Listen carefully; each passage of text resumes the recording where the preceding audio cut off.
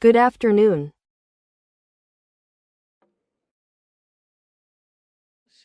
Although I am here as president, given the intense debate on whether there is a currency lag, I cannot help but be an economist.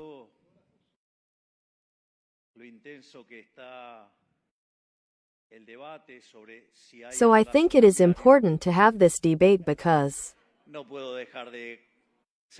from my point of view, with a few exceptions, from my point of view, what most analysts are saying is wrong.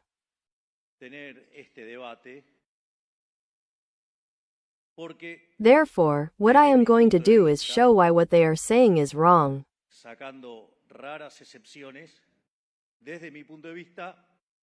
What happens here is that I called it the dilemma of the caveats, because the truth is that, if caveats are not made, they are, in fact, scammers.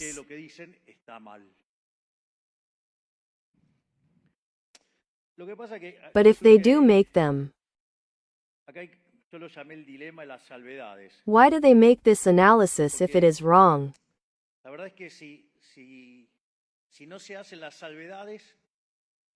This is quite complicated, and the issue is that a few have worked for many years with these shoddy analyses, and so, now, let's say,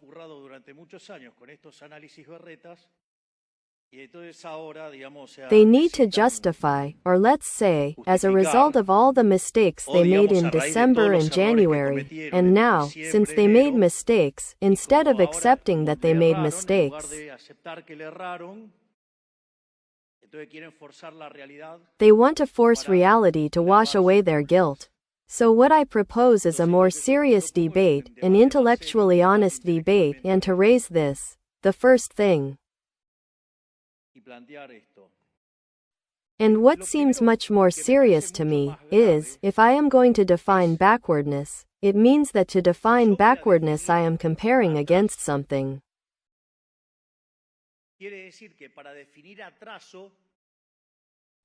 That means that I have to know the equilibrium price vector in the economy.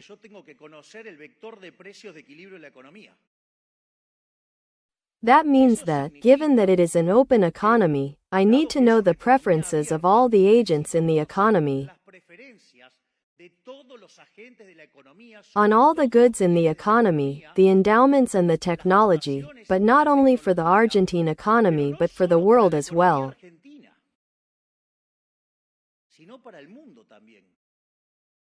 Poor Hayek would be turning in his grave right now.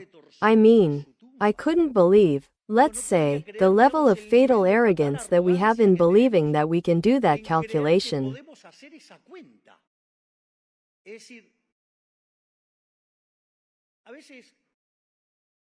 Sometimes mathematical models are good for understanding how things work.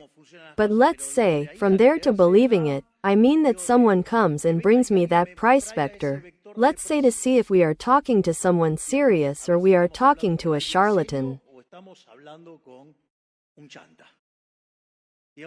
Let's say it would be good for you to read a little Hayek.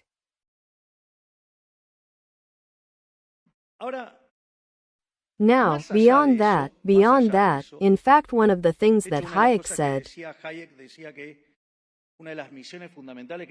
he said that one of the fundamental missions that economists had was to tell people all the things that we don't know, that is, here we are pretending to believe things that we don't have the slightest idea about, because if I ask each one of you to define your preferences, I can assure you that I see it complicated.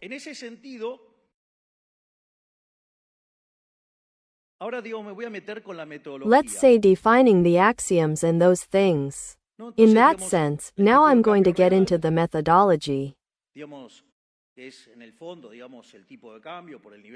So, let's say, the real exchange rate, let's say, is basically the exchange rate for the international price level over the local price.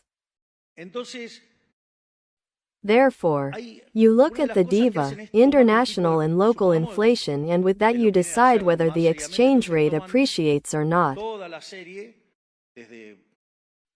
So one of the things you do is take a type of. Let's suppose you want to do it more seriously, then you take the whole series from Argentina, if you want, and you do that average, and the first point is to define the interval of the series, to say where it started. Okay, now, the problem is that when you are working with an average, the reality is that if that series has a lot of volatility, the average is useless. And if there is something that characterizes Argentina, it is that it has a lot of volatility. And the real exchange rate is not the same in times of crisis where, let's say, the currency depreciates very strongly, or in times where there is confidence, where it appreciates very strongly. And Argentina has all those characteristics of volatility. So taking an average measurement with that level of volatility in the variable, I don't know, implies an inelegant qualifier. Now, let's say, what's more, in other cases they also cut the series, so the question is, why do you cut it from this year and not from the other? Or some do it in another way, they directly consider, yes, that at some point the real exchange rate was in equilibrium, and let's suppose that, let's say, one came and said, it's this, and then, let's say, they took it, let's say, they are like a kind of Moses of the economy, let's say, and he gave him the information and said, it's this, so let's suppose that it happened to him sometime. And then it's me. Now, let's suppose that you actually get that number and you know that number by some divine mystery. Do you realize that if you take that exchange rate as a reference, from that moment, it implies that you are extrapolating forward the same conditions of supply and demand for each of the goods in the economy? And I ask you a question. If I gave you the best cell phone from 10 years ago, what would you do with that cell phone today? You don't even use it for disposal. Can you imagine the first ones, which were like bricks, remember? You realize that this extrapolation doesn't make any sense. That is to say, the population changed, preferences changed. Goods changed, technology changed, so it is an absolutely idiotic extrapolation. So, and also you, again, if you wanted to do it right, you would need to know the preferences, the technology, the endowments of Argentines in the world, but not only now, in static terms, but you would also have to know it intertemporally. That is to say, from here until the end of human history. Don't you think it's a little arrogant to believe that you can do this calculation and happily define, there is a delay? I mean, just to consider what that little number says when you look at the little number.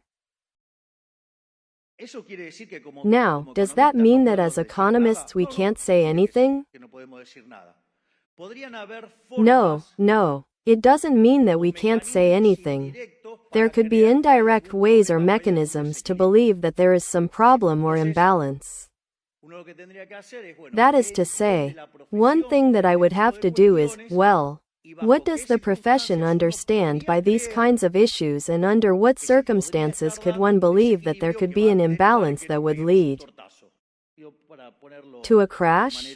To put it elegantly. So, what I am going to do is review two standard models and see, let's say, what could be those indicators that show that there is a problem in the exchange market,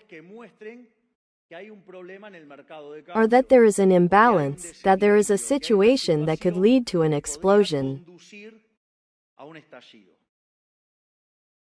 The model, let's say, more conventional, more standard. I say one could work with what is the Mendel-Fleming model and could correct it to put a supply curve, let's say, so that it does not give that silly model of only adjusting quantities. So, I brought you the different variants. So, I say, for example, let's take the case of a fixed exchange rate. So, I have a fixed exchange rate in the Mendel-Fleming. If I apply an expansionary monetary policy, that is what will happen. Strictly speaking, if the quantity adjustment model is used, the imbalance in the rate will make me lose my capital.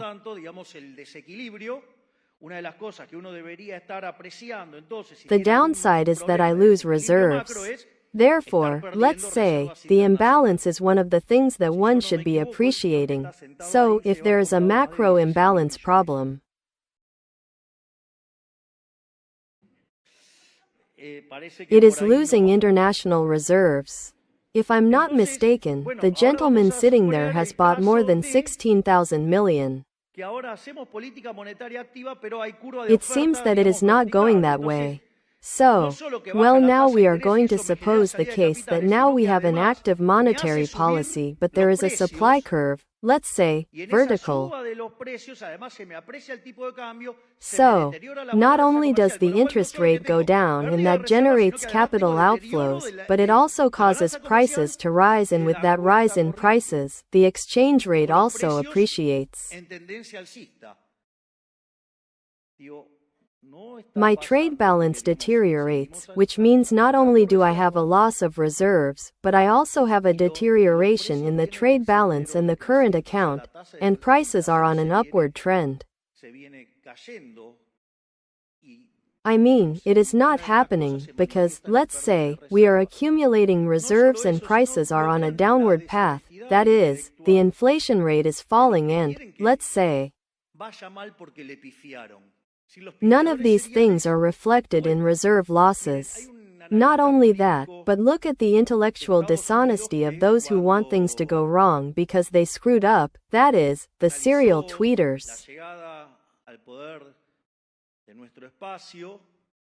Again, look, there is a political analyst from the United States who, when he analyzed the coming to power of our space, surely very influenced by the things that were said here, like the dollar at 7,000 to 10,000 and all those things that were said. Let's say he had a very negative vision and the man says, look, the truth is that I was wrong, and he is not someone, let's say, a libertarian liberal. But well, here it seems that, let's say, it is not easy to recognize that they were wrong, and it is easier, let's say, to criticize until it looks like the thing they predicted. I say, I give you as an example those who spoke, for example, that the real interest rate had to be positive and the number of things that they have said to Toto and Santiago because of that. And if we had listened to him, today the relationship of remunerated liabilities to monetary base would be 8 or 9 times, and today we would be talking about the carry trade and the hyper and all the problems, and, let's say, how we should be fixing this by expropriating. That's where we are. Go and look for the reports that talked about positive real interest rates. So, that scenario is not happening either. In what I was saying about yesterday's inflation data, look, unlike others, look, I'm going to compare it with the convertibility stabilization plan, which was the most successful in history to see the size, let's say, of the problem. Convertibility, let's say, comes after 2 hyperinflations. I don't need to explain that. Let's say, having 2 hyperinflations makes the monetary issue much easier because it destroys monetary assets. Therefore, let's say, the possibility of the demand for money falling, let's say, to those levels, becomes almost impossible. which is not minor for the purposes of stabilizing an economy. But not only that, there was an expropriation, there was a Bonex plan, and it was also anchored by force by fixing the exchange rate, right? And not only that, but there was also a kind of price agreement. So, we were facing a crisis that had the monetary imbalance before the Rodrigazo, a broken balance sheet like that of Alfonsin's central bank. By the way, the central bank recently showed the disaster that Kirchnerism created in its last term, by skimming off $45 billion, leaving the central bank bankrupt, where there is a reconstruction of the assets of more than $25 billion. A round of applause for Mr. Santiago Basili, please.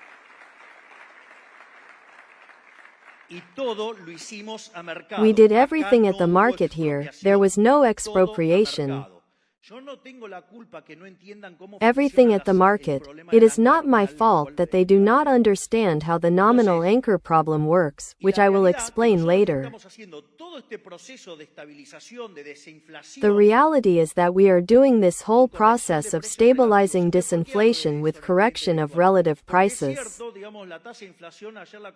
So, why do I talk about intellectual dishonesty? Because it is true. The inflation rate yesterday we learned was 8.8%.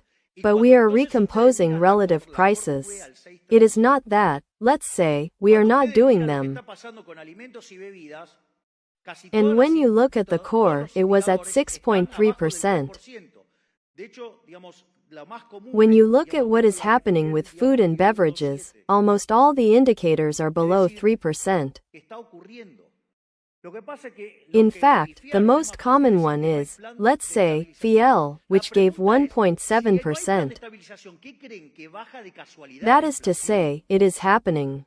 What happens is that those who screwed up find it easier to say that there is no stabilization plan. The question is, if there is no stabilization plan, what do they think is causing inflation to drop by chance? It is truly insulting, let's say, for someone who thinks for 2 minutes about the things they are saying. As you will see, today is a little bloodier than usual. I might have more, I warn you. Then, another mechanism is, let's say, to use active fiscal policy. That is to say, then, in that context, I would be generating a fiscal deficit, I would be raising the interest rate, and that would make it go into capital, right? And that would increase my reserves. But the reality is that we are not raising the interest rate. In fact, the effective rate when we arrived was 250%. Today the rate is 40. Therefore, it is not working on that side either. And if I put the effect of price increases that this fiscal movement would cause, one of the things that I would have to do is that the trade balance, the current account, would have to be strongly deteriorating, and that would have to be offset, let's say, with what has to do with the capital account and, therefore, the reserves would hardly be moving. But the counterpart of this is that there would be a deterioration of the public accounts and an increase in the country risk, and whether you like it or not.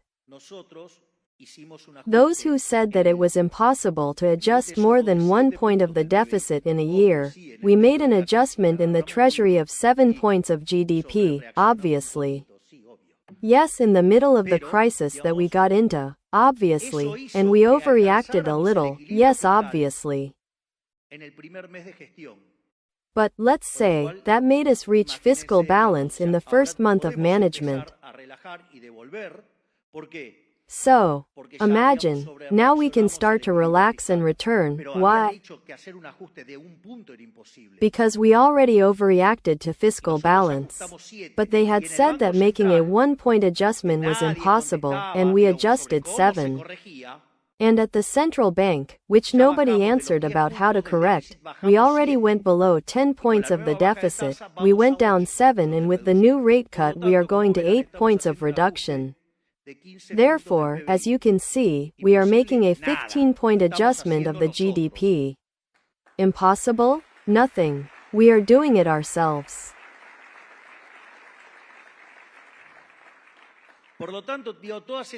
Therefore, all those forms of indebtedness, now we are not in debt because we have fiscal balance, we have balance in the financial account. That means that the debt does not rise.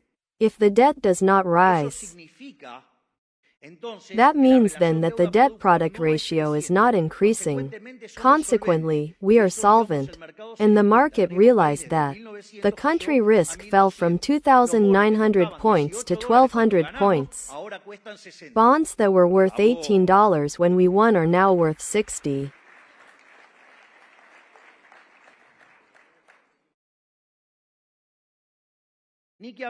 Not to mention that, let's say, if you have a fixed exchange rate scheme and you want to do active monetary policy,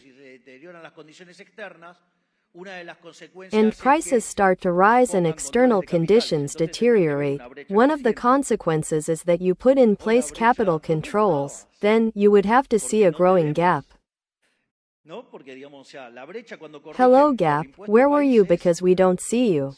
Right? Because, let's say, the gap when they correct for the country tax is 0. Therefore, the problem is not seen from that side either. Let's say, obviously, if you, let's say, had a flexible exchange rate, obviously that would be corrected, let's say, quickly on the exchange rate. You could put an objection in the case of fiscal policy, because basically you would be having pressure on prices, the trade balance would deteriorate and the day you run out of financing. That's when the problem would appear. But again, what happens with the country risk and whether or not you get the financing to do it is always pivoting. But I say that could be a case that, let's say, but there is no fiscal deficit either. The country risk is falling and we are not losing reserves and we are needing financing from anyone. Now, I understand that someone could tell me, this model is not the most elegant model. So I'm going to use another model that's a little more fun. The funniest thing is that the model,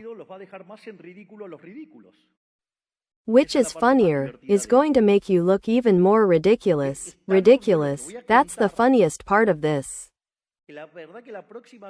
Because what I'm going to tell you is so obvious that, honestly, the next time an economist comes to you and tells you that there is an exchange rate lag, you're going to have to be embarrassed, or at least if you didn't listen to this talk, you're going to laugh in his face because you already know that he's stealing your money. One way, let's say, to see the problem if the exchange rate is lagging or not, is to make a model with tradables and non-tradables. So, the real exchange rate, if you want, is given by the price of tradables over the price of non-tradables. So, for example, if you have an active fiscal policy and consume tradable goods, what you will do is that the price of non-tradable goods will rise. And what you will be generating there is an exchange rate appreciation.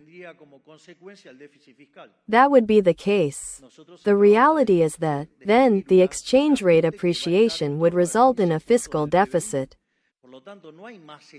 We have just described an adjustment that will be around 15 points of GDP. Therefore, there is no more state in the economy, there is much less.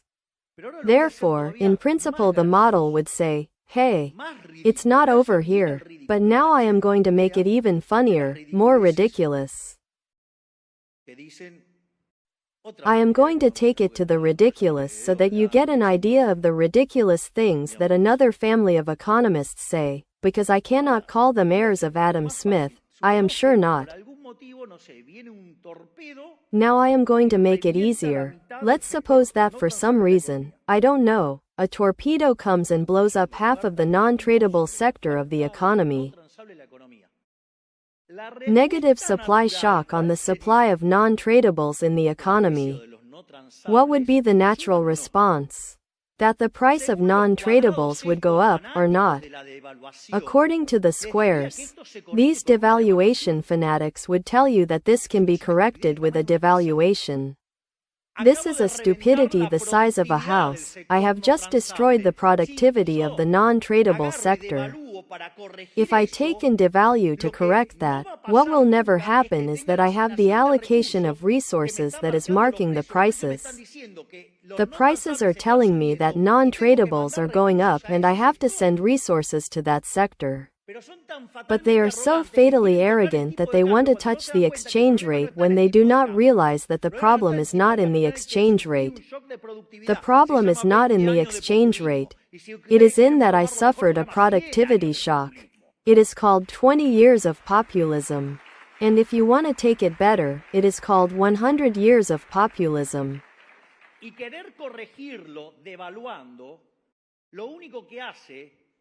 Wanting to correct it by devaluing only increases the number of poor and indigent people and does not solve the problem. Because with this devaluation, what I am doing is aborting the process in which I reallocate resources. That is to say, when I clean up the whole system. If Argentina is going to be expensive in dollars, but I don't know, it is not corrected by devaluing. It is corrected through structural reforms in the non-tradable sector. That would be the rule.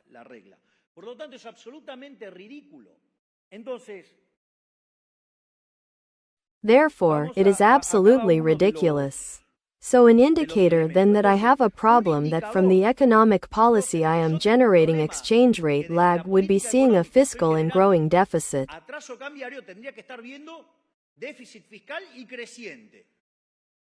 We just said that we made an adjustment of 15 points of the GDP. Ready. There is no room for discussion there. The other is, I am carrying out an active monetary policy. So I am carrying out an active monetary policy, then, and I am generating these imbalances. The reality is that the amount of money in real terms is collapsing. We will discuss this a little later, on how the way out of all this is. So, let's say, if I see how the monetary assets of the economy are falling in real terms, it is clear that we are not doing expansionary monetary policy. And in fact we are doing a huge job to stop all the emission taps. We have stopped the fiscal tap. In fact, fiscal policy, today, is a mechanism for contraction of money. It seems like a joke. But this is Argentina now under the government of La Libertad Avanza. But not only that. The other is, if I do active monetary policy and I have a currency control, then I would have to have a gap. I remind you, I say, that when we arrived, the gap was 200%, I say there was a 3-to-1 ratio. And there are shameless people, liberticides, who throughout their lives lived talking about putting sand in the wheels, right? And now they come to talk about the currency control,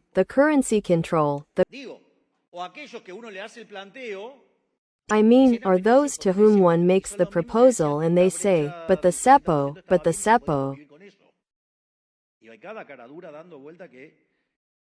And they are the same ones who said that a 60% gap was fine and that it was possible to live with that. There are some shameless people going around that. I say that they should not read the things that they wrote before. That is why, let's say, something very funny that is going around on Twitter is when they do accountability. And they start sending the reports that they wrote in December, January, it's a dish. And the same ones talk about the delayed exchange rate. They are the ones who said that we were crazy because we took it to an equivalent of 800 and the correction for the pays tax, and it was close to 1,000, and they said that it was nonsense to do that.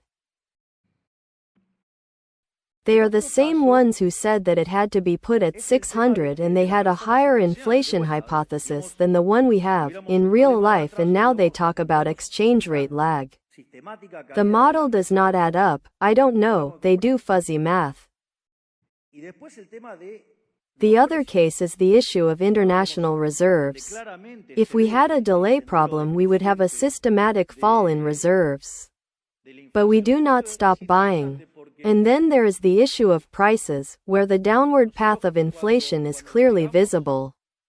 This is interesting because when we arrived in the first week of December, prices were running at 1 per day, which was equivalent to 3,700% annually.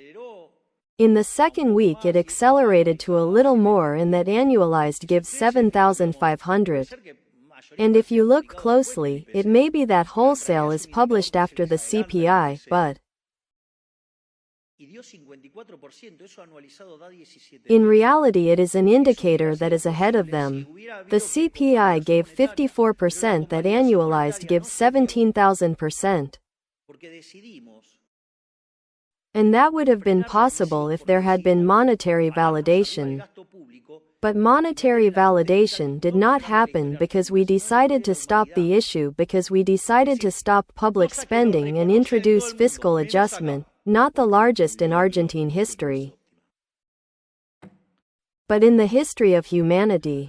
That is to say, something that is recognized throughout the world, except here. Because the quality of the adjustment is not optimal. I'm going to tell you something. No, because it's a lot like a blender and it has scissors. First, let's say, we have cut public works, we have done zero, we have cut discretionary transfers, we have not stopped cutting thefts. We have halved the structure of the state. No, but it's scissors. What scissors? We are, let's say, recomposing tariffs. But it's scissors. Those who said that on top of that it couldn't be adjusted more than 1 point. And then I tell you something, when the blender becomes permanent it's also a chainsaw. That is to say, let's say, I'm going to call it plaster piglet, to get a penny out of it you have to break everything, which I endorse. It's unbreakable, and I'm going to tell you something else. If someone wants to break it first, they're going to have to break me, because I'm not going to deliver the fiscal result. So, again, decreasing public spending, decreasing country risk, falling interest rates, therefore, the model does not work for them. In other words, there is no element of economic theory that supports the nonsense of the exchange rate lag. Argentina's problem is not a problem of exchange rate lag. I mean, again, and this is because they don't know, most of them are such frauds that they don't know what the nominal anchor problem is. It is that brutal, and I know it. So, I am going to explain what the nominal anchor problem is. When you want to know the demand for money, the demand. Money exists because there are basically two problems regarding the barter economy. One is the double coincidence. Let's say what I want to sell has to coincide with someone else wanting to buy it from me, and it is the same good, let's say, so that we can make a reciprocal transaction, which is difficult. In a small society it may be, in a large society it is difficult. And then there is the problem of indivisibility. So, human beings did not cry when it happened, they grabbed it and fixed it. In that context, money appeared. Now money, I mean, it doesn't matter what form it takes. When man was nomadic it was cattle. When, let's say, he settled down and became sedentary, Since what he ate most was bread, then wheat became currency. Why? Because it is an indirect exchange good, that is, it is not that they demanded it because they wanted wheat. They demanded it because it was used to make other transactions. If you understand this, then the demand for money is actually a way of financing the intertemporal path of consumption. Nobody is thinking of taking the money to the wooden suit. It doesn't buy anything on the other side, it buys here. So why am I going to take it from the other side? It is a miscalculation. In fact, inheritance is a miscalculation. But having said that, hello, Professor. I don't envy you. It's Professor Espert who just came from Congress. So the demand for money is a way of financing the intertemporal path of consumption, but consumption depends on what of the deep parameters Robert Lucas Jr., may he rest in peace, would say, that is. At the bottom of the preferences of endowments and technology and how those parameters are given under normal printing and temperature conditions. The demand for money is a granite issue and that has to be equal to the real balances. That is, the amount of money divides the price level. So, what is the nominal anchor? It is that I set the amount of money so that the price level is determined. Hence, the monetary nature of inflation, that if I issue, prices go up. And that is the problem of the nominal anchor. That the demand for money is determined by individuals. And since it is determined by individuals, the central bank can only do harm, it cannot do good. Why? Because, basically, let's say, that is a parameter that is there. And if you start messing around with the inflation rate and generating inflation and all that, I mean, the demand for money starts to move. Obviously, of course. And then other problems appear. But basically, you set the amount of money, for what purpose? So that the price level is determined. So, when you anchored the amount of money, you are going to anchor the price level. Let's see if you understand, with the fiscal result, right? What we are doing is anchoring what? The amount of money. And why haven't we opened the trap yet? Because we have an endogenous emission mechanism, such as the repos, whatever, also the puts. The day we finish with the remunerated repos, which we are eliminating with the successive rate reductions, once we also finish, let's say, with the puts problem, one of the things that is going to happen is that the amount of money is going to be fixed and there you are going to find the nominal anchor. That is to say, it is not always, let's say, the exchange rate. I mean, you can't be so square as to believe that there is only one way to anchor the economy. Of course, if I set the exchange rate given the international prices, I have local prices determined, and given the demand for money, the amount of money is determined endogenously. But I mean, it's not the only way to anchor.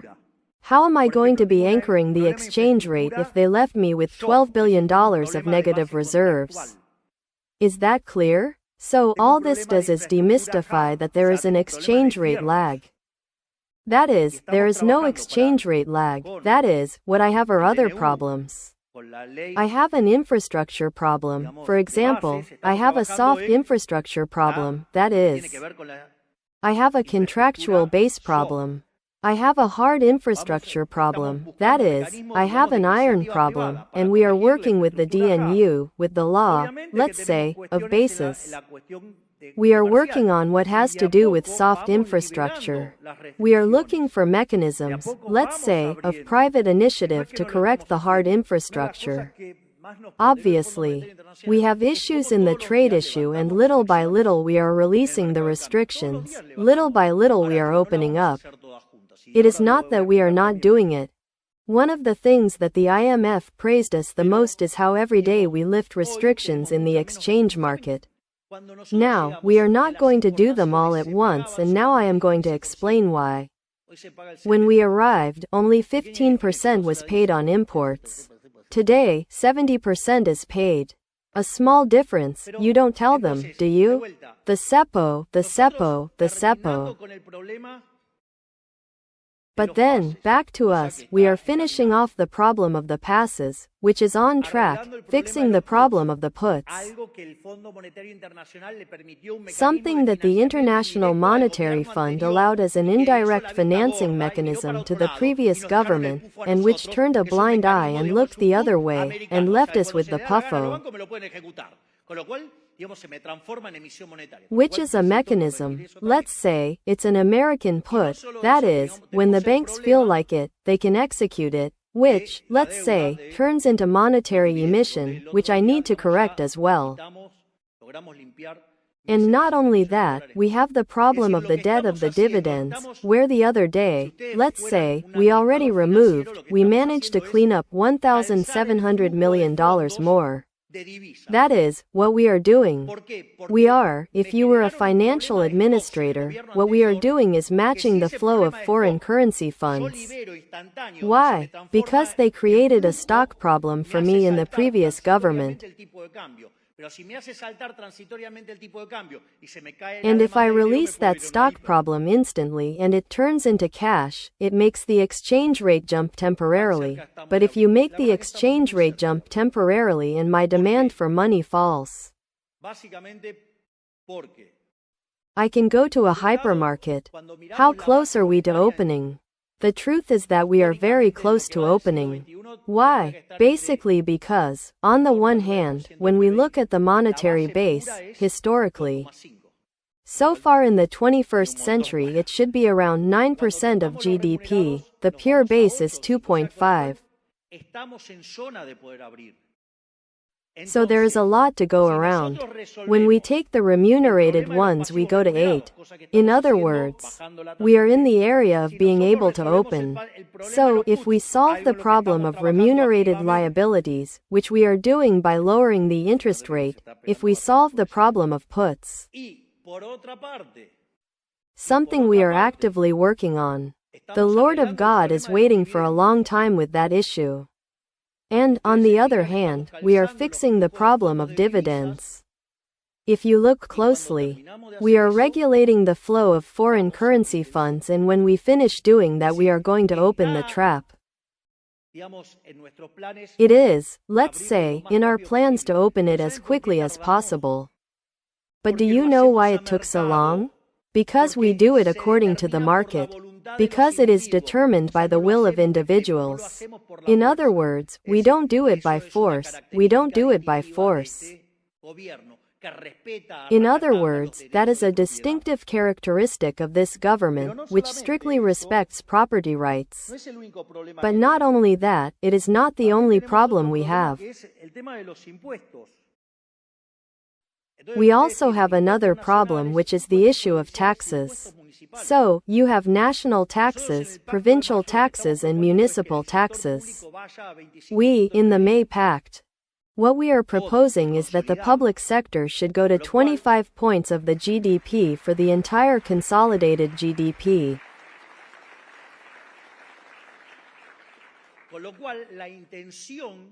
Therefore, the intention is to lower taxes, and we have the intention to lower taxes. And I will show you where it is demonstrated that we want to lower taxes. First, if I look at it in the Rothbard or Friedman way, I say, when I look at the size of the public sector, it is the true tax burden. And with everything we did to lower it, let's say, obviously, let's say, give back 15 points to the private sector, if we change some kind of tax in the transition. It is a secondary issue, because in the net they went down a lot. But having said that, let's go for the explicit taxes. What would the dynamic be? The dynamic would be first to eliminate the pays tax, then the withholdings, and then the tax on bank debits and credits, for example. Where can you see where our will to want to lower taxes is? In that we never wanted to share them, because if we did, we would never lower them again. So, the best sign that we want to lower them is that we do not share them.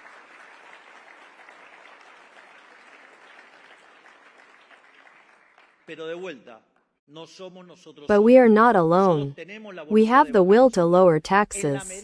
As the economy begins to rebound and start to grow, we will start to lower them. Don't doubt it, but it's not just us, we are in a federal country.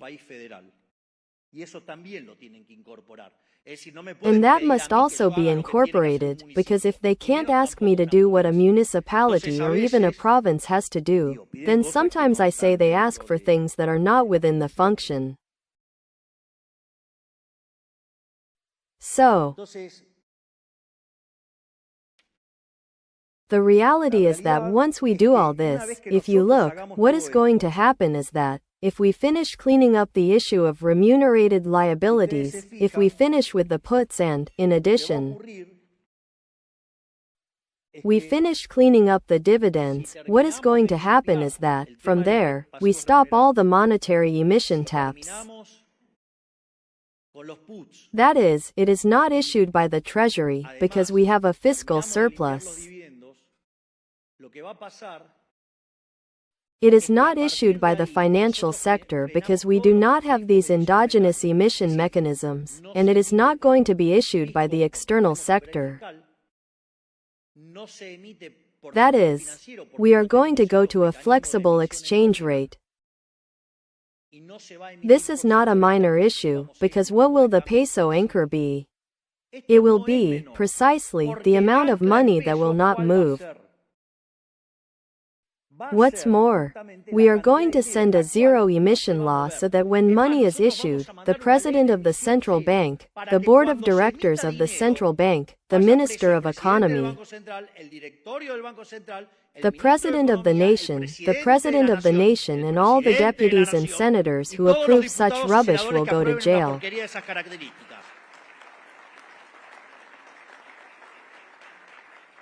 And at the same time we are going to launch a currency competition.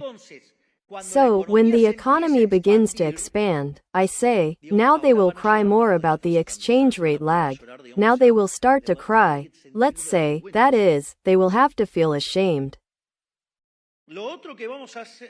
The other thing we are going to do is that we are going to lengthen the competition of currencies. Therefore, as the economy expands, that is to say, the consumption path becomes larger, let's say, in terms of consumption amounts, assuming the same time, as we already said we don't know the time, that's why we said that inheritance is a calculation problem.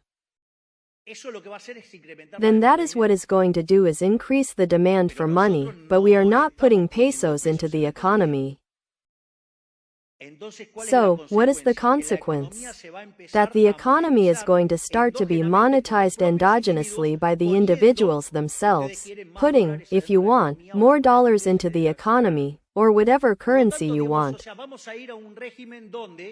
Therefore, let's say we are going to go to a regime where the peso is going to be fixed and you are going to choose the currency you want. All currencies are going to compete against the peso. Do you like the exchange rate, the currency basket? Well, the place that is determined by a bureaucrat, a thoughtful person, is going to be determined by you yourselves with your decisions. In other words, the problem of exchange rate appreciation is over.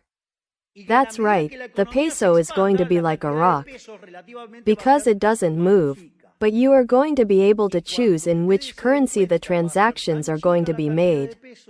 And as the economy expands, the amount of pesos is going to be relatively smaller.